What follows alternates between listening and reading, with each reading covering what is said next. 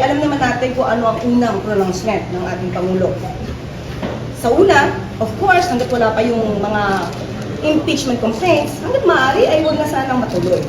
But since nandiyan na, at hindi naman niya hawak, of course, ang Kongreso, dahil meron tayong separation of powers, hindi siya makikialam, hindi siya kikilos kung ito man ay matuloy o hindi matuloy. So, kung ang sinasabi lamang nila ay para ma-impeach si VP Sara, well, kanilang opinion yon. Ito talaga naman ay nakikita natin kung saan sila gumagawi. At ito ay sa lahat ng kanilang mga rallies, makikita natin ang paninira nila sa pamahalaan at sa Pangulo. So, alam na natin kung saan ang punta nila. Gusto nila ulit makuha ang power, ang authority. Ang allegation po is they are veering towards dictatorship, referring to the president. Ang una kong sinabi dyan noon ay anong ebidensya? Paano mapapatunayan?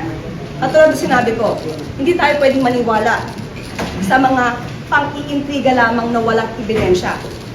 At ito naman, siguro naman ay natatandaan ninyo, nung panahon ni dating Pangulong Duterte, inamin niya, fiscal pa lang siya, expert na siya sa pag-intriga at pagplanta ng ebidensya.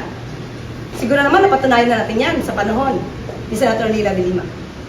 So ano ba ang ating i-expect sa dating Pangulong Duterte? Gumawa ng intriga, magplanta ng ebidensya. Thank you. Salamat po. Salamat po.